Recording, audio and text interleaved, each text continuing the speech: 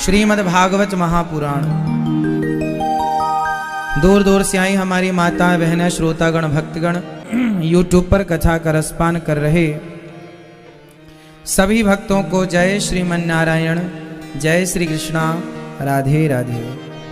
आप सभी को आने वाली मकर संक्रांति की बहुत बहुत शुभकामनाएं। आप सभी को 15 जनवरी, पहले 13 जनवरी को मकर संक्रांति हुआ करती थी, फिर 14 जनवरी को और अब 15 जनवरी को। बहुत सालों के बाद एक दिन बाद हो जाती है। कारण क्या है? हमारे सनातन धर्म का साइंस कितना परफेक्ट है, गणित कितनी परफेक्ट है। इंग्लिश में 12 महीने होते हैं, पर हिंदी में तीसरे साल में 13 महीने होते हैं, जिसे पुरुषोत्तम महीना कहा जाता, जो कि इस बार तो ये जो एक महीना बढ़ गया, ये कैसे बढ़ता है? कभी कभी आपने देखा होगा तिथि की हानि हो जाती है। एकादशी के बाद थोड़ी देर के लिए द्वादशी होती है और सीधा त्रयोदशी आ जाती है। तिथि की जो हानि हुई, वह जो एक दिन घट गया, वह एक दिन जाके अधिक मास में जुड़ जाता है। साल भर में जो घंटे, मिनट, सेकंड घटते बढ़ते हैं, उनको ले जाके एक अलग माह में रखा जाता है। ये अनादि समय से ये परंपरा हमारे सनातन धर्म की है। कितना परफेक्ट गणित है कि एक एक मिनट को निकाल लिया जाता है यदि वो तिथि की हानि हो रही है। मतलब कितनी बारीक निगाहें हैं। उस जमाने में तो सैटेलाइट नहीं थी, फिर भी देखो किस प्रकार से ध्यान रखा जाता था कि ये तिथि इस दिन हानि हो रही है, इस तिथि की, ये तिथि घट रही है, ये तिथि बढ़ रही है। उस सारी तिथियों को नजर रखी जाती है। कौन सी तिथि कितने घंटे घटी, कौन सी तिथि कितने घंटे बढ़ी। जो घटी तो वो जाके कहाँ पूरी होगी, वो जाके पुरुषोत्तम 3 साल में फिर वो पूरा चक्कर लग जाता है। तो वही तिथियों के छोटे थोड़े मिनट घंटे के घट बढ़ क्रम को ये एक एक दिन मकर संक्रांति क्यों मनाई जाती है? मकर संक्रांति से ही सूर्य भगवान उत्तरायण होते हैं, मकर राशि में प्रवेश करते हैं।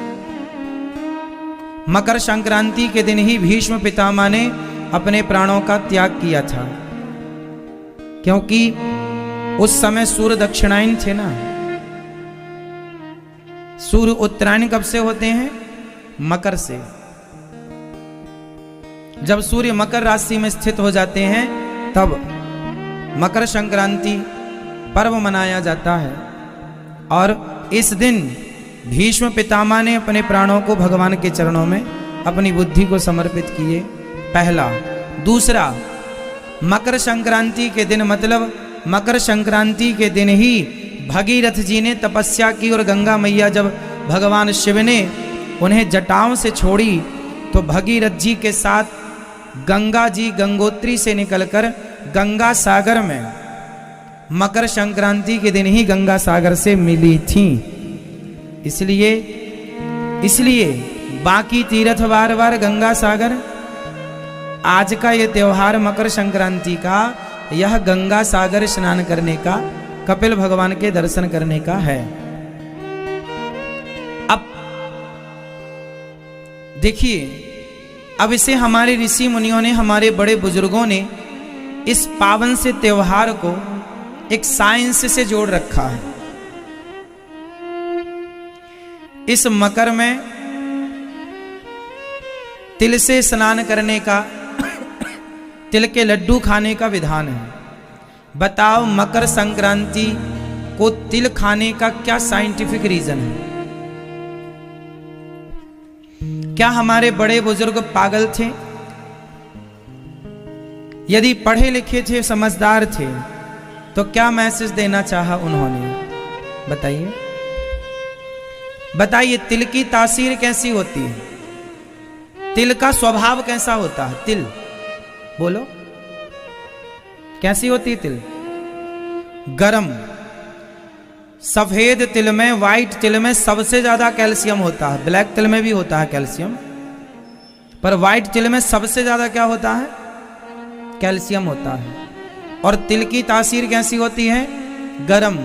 और माघ का महीना चल रहा, मकर संक्रांति, ठंडा है, तो ठंडे मौसम में गरम तिल गुड़ के साथ खाने का विधान है। गुड़ भी गरम, तिल भी गरम, ताकि आप सर्दी से बचें और आपका शरीर स्वस्थ रहे। एक त्योहार से आपके स्वास्थ्य को साइंटिफिक जोड़ रखा है। हमारे हर त्योहार में कुछ ना कुछ खाने का विधान है, और सब कुछ ऐसे खाने का नहीं है, विशेष खाने का है। ऐसा नहीं है कि ऐसे ही हो गए ना, कारण है। तिल गरम होती है, और अक्सर आपने देखा होगा सर्दियों में सूर्य भगवान का दर्शन कम होता है, मतलब बॉडी में सूर्य भगवान की किरण कम पड़ती है, तो विटामिन डी और कैल्शियम की मात्रा हो जाती है शरीर में कम।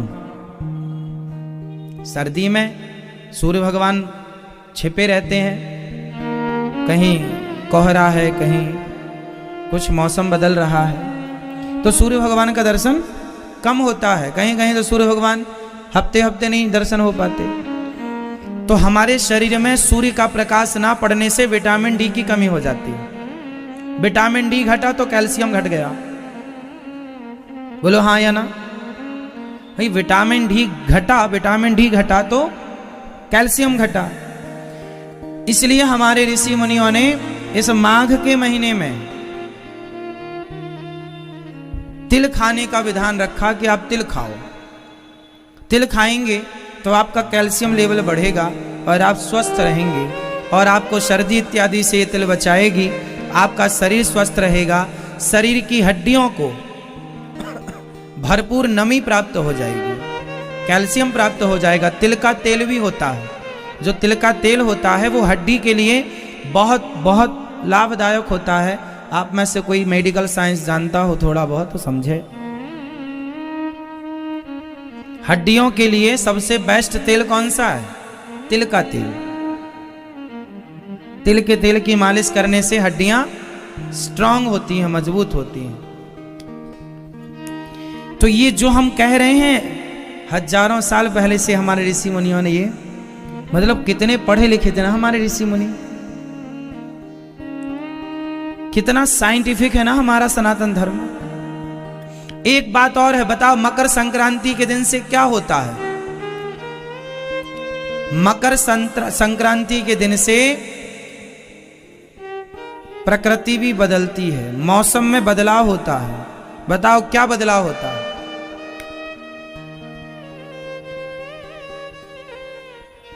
मकर संक्रांति से दिन बड़े होने लग जाते हैं, रात छोटी होने लग जाती है। और एक चीज, मकर संक्रांति से सर्दी को हम लोग विदा कर रहे होते हैं। धीरे धीरे सर्दी अब कम होने लग जाएगी। आपने देखा मकर संक्रांति आते ही मौसम में बदलाव आप महसूस कर रहे हैं। आज से 10 दिन पहले कितनी ज्यादा सर्दी थी, 5-7 दिन पहले भी बहुत सर्दी थी, पर देखो धीरे धीरे मतलब हमारे ऋषि मुनियों ने एक एक चीज को पकड़ा है कि इस दिन से देखो परिवर्तन है। दिन बड़ा होने लगा, रात छोटी होने लगी। वैसे 25 दिसंबर से ही दिन बड़े होने लग जाते हैं, पर वह बड़ा दिन मिनटों में होता है। कुछ मिनट, कुछ सेकंड से वो स्टार्ट हो जाता है, प्रक्रिया वहां से प्रोसेस शुरू हो जाता है। बट आज से विशेष परिवर्तन हुआ, इसलिए मकर संक्रांति। तो मकर संक्रांति में स्नान दान की बड़ी महिमा है। मकर संक्रांति में तिल के लड्डू बना करके दान करने की महिमा है। मकर संक्रांति में गरीबों को भोजन, कंबल और जो आपकी श्रद्धा हो दान पुण्य करने का, अन्न दान का बड़ा महत्व है। इसलिए मकर संक्रांति के दिन आपको जरूर अपने घर से कुछ ना कुछ धन धर्म के लिए निकालना चाहिए। ये परंपरा रही है हमारे सनातन धर्म की। और आपके आसपास की जो पवित्र नदियां हैं उन नदियों में आपको मकर संक्रांति के दिन स्नान करना चाहिए।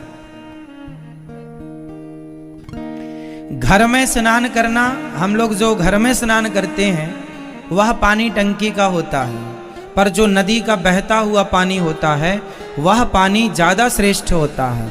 उस पानी के शरीर के टच होने से हमारे शरीर में जो पावर शक्ति है, शरीर की जो इम्यूनिटी पावर है वह बढ़ती है। इसलिए पहले के लोग ज़्यादा जीते थे, क्योंकि वो नेचुरल प्रकृति का लाभ लेते थे। नदियों का स्नान, शुद्ध खान पान, ताजी हवा, ताजे फल, बिना दवाई कीटनाशक के फल मिलते थे जो नेचुरल होते थे, तो आदमी की आयु लंबी होती थी, स्वास्थ्य अनुकूल होता था। इसलिए आपको कहाँ नहाना चाहिए? आपके क्षेत्र में नदियां जो जीवित हैं, मतलब बह रही हैं, उन नदियों का आश्रय लेना चाहिए। गंगा, यमुना, सरयू, सरस्वती, कावेरी, गोदावरी तो फिर हैं ही, यमुना इत्यादि। पर आपके आसपास भी कोई नदी है तो आप वहाँ भी स्नान कर सकते हैं। तो नदी है, तालाब है, झील है, स्नान करने की बड़ी महिमा है। इसलिए ये मकर संक्रांति बहुत बड़ा पर्व है सनातन धर्म का। चलिए, ये रही आप सबको मकर संक्रांति की बहुत बहुत शुभकामनाएं। आप सभी का जीवन भक्ति और प्रेम से भरा रहे। आपके हृदय में मकर संक्रांति को लोग प्रयागराज जाते हैं, मकर संक्रांति को लोग वृंदावन आते हैं, यमुना जी का स्नान, अयोध्या जाते हैं, हरिद्वार, मतलब जिसके पास जो तीर्थ है, जिसके जो समीप है, वो वहाँ जाए। किसी ना किसी तीर्थ में आपका दिन गुजरना चाहिए मकर के दिन, मकर संक्रांति के दिन। और देखो आप कितने भाग्यशाली हैं कि मकर संक्रांति की पावन बेला पर आप श्रीधाम वृंदावन का वास प्राप्त कर रहे हैं। श्रीमान महावीर प्रसाद बजाज जी और श्रीमती पुष्पा देवी बजाज जी का धन्यवाद दो कि इनके कारण आज पूरे देश को ये श्रीमद् भागवत की कथा श्रवण करने का अवसर मिल रहा है इस पुनीत से पावन से पर्व पर। और हमारे भैया श्रीमान दीपक कुमार जी, श्री उमा देवी बजाज जी, भैया दीपक कुमार जी काशी से हैं, और आप इतने सरल, सहज और विनम्र हैं कि इनके स्वभाव के कारण, इनके संस्कारों के कारण इन्हें पूरी काशी के लोग जानते हैं। बड़ा नाम है, बड़ा सम्मान है, बड़ा काम है, बड़ा काम है, बड़ा नाम है, फिर भी ये सरल और सहज रहकर समाज की सेवा करते हैं, सभी के काम आते हैं, और ये स्वभाव होना चाहिए। पैसा सब लोग प्राप्त कर लेते हैं साहब, शायद सब लोग पालें, पर सम्मान सबको नहीं मिलता। सम्मान पैसे से नहीं मिलता, सम्मान संस्कारों से ही मिलेगा, सम्मान आपके गुणों से ही मिलेगा। पैसा तो आपको कैसे भी मिल सकता है, पैसा तो वैश्या को भी मिल जाता है, पर सम्मान धन से नहीं मिलता। अच्छे आचरण, अच्छे व्यवहार, अच्छी सोच से प्राप्त होता है, जो कि हमारे भैया श्री दीपक कुमार जी में है। माता पिता के दिए सारे संस्कार और आपका पूरा परिवार, जैसा कि आपने बताया कि आज भी एक ही चूल्हे पर पूरे भाइयों का भोजन बनता है। आज के युग में ये बात अद्भुत है, ये संस्कार का सबसे बड़ा जीता जागता सबूत है आज के युग में। क्यों, ये सही है ना, एक ही चूल्हे पर, ये अच्छी बात है। आज के युग में ऐसा परिवार कम है, कम देखने को मिलते हैं। भगवान आपके परिवार में ये प्रेम, ये संपन्नता बनाए रहें बिहारी जी, गौरी गोपाल भगवान, यही आप पूरे परिवार के लिए मंगल कामना है। श्री मनोज कुमार जी, श्रीमती संगीता बजाज जी, श्रीमान श्याम सुंदर अनुराधा बजाज जी, श्रीमान राजेश कुमार कुसुम अग्रवाल जी, समस्त बजाज परिवार एवं उनके साथ पधारे अतिथिगण काशी से आए हैं, सबका बहुत बहुत स्वागत। एक बार तालियों के साथ इस परिवार का स्वागत करें। आप सबका मंगल हो, सब पर बिहारी जी की कृपा, काशी विश्वनाथ भगवान की कृपा। इतना बड़ा परिवार बनाने के लिए इस परिवार से जुड़ने के लिए आप सभी भक्तों का बहुत बहुत धन्यवाद। YouTube पर जितने भक्तों ने चैनल को सब्सक्राइब किया है, सभी मेरे प्रिय परिवारी जनों को बहुत बहुत धन्यवाद, बहुत बहुत धन्यवाद। हम सदा के लिए आपके ऋणी हैं कि आपने इतना प्यार दिया, इतना स्नेह दिया। देखिए प्रिय भक्तों, आपने भी अभी तक अपने आप को नहीं जोड़ा इस परिवार से, तो जरूर जोड़िए। प्रिय भक्तों, कल हम लोगों ने कथा में सुना कि भगवान श्री कृष्ण का जन्म हुआ। जन्म लेते ही भगवान मथुरा से गोकुल की ओर चले। भगवान का जन्म हुआ, सारे ब्रजमंडल में उत्सव मनाया गया। बधाई हो, बधाई हो।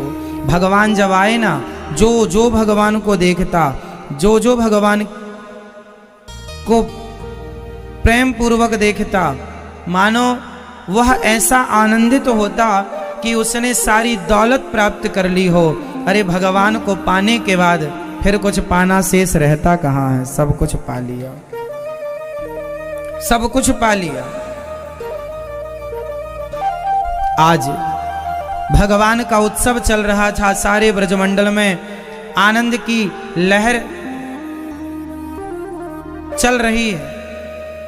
चारों तरफ बधाई हो की गूंज सुनाई पड़ रही है। नंद बाबा गायों का दान कर रहे हैं, है ना, और गेहूं के चावल के पहाड़ बना बना करके नंद बाबा ब्राह्मणों को लुटा रहे हैं। सब कुछ दान कर दिया, गायों का दान किया, लाखों गायों का दान किया। नंद बाबा ने पाँव में चांदी, खुर में चांदी मढ़कर और सींगों में सोना मढ़कर गायों का दान किया श्री नंद बाबा ने। आप जिसके नाम से दान करते हैं, जब कोई बच्चा जन्म ले तो उस बच्चे के नाम से भी गौदान करना चाहिए, क्योंकि उसके दान से उसकी आयु बढ़ती है। आप लोग केवल मरे हुए लोगों के नाम से या अपने नाम से तो करते ही हैं, पर नंद बाबा ने गौदान किया अपने पुत्र के लिए कि मेरे पुत्र की आयु बढ़े, इसलिए मैं गौदान कर रहा हूं। भूमि दान, अन्न दान, दानम दुर्गति नाशनम। इसलिए अपने बच्चों के हाथ से, बच्चों के नाम से दान पुण्य किया करो। दुआएं बड़ी चीज होती हैं साहब, बड़ी चीज होती है। भगवान के उत्सव में कौन कौन आया? भेष बदल बदल के सब आए, यहाँ तक कि भगवान शंकर पधारे। बोलिए शंकर भगवान की जय। शंकर जी बनकर आए। आज यशोदा मैया से कह रहे, मैया मुकुंद लाला को दर्शन कराए दे मैया। मैया बोली, बाबा तुम कहाँ से आए हो? मैं बड़ी दूर से आई हूँ मैया, एक बार दर्शन कराए दे। मैया बोली, ना मेरे छोरा डर जाएगो, तो इतने बड़ो बड़ो बाबा तेने गले में इतने बड़े बड़े सांप काहे को लटका रखे हैं? ये सांप लटकाए वे से काहे जाएगो? मैया ये सांप मुंह को छोड़ के कहीं जाए ही ना, तो लाला को दर्शन कराए दे। भगवान शंकर आए हैं, दर्शन की जिद कर रहे हैं। मैया बोली, मैं दर्शन नहीं कराऊंगी। मैया दर्शन तो कराना ही पड़े, है ना, दर्शन तो कराना ही पड़े।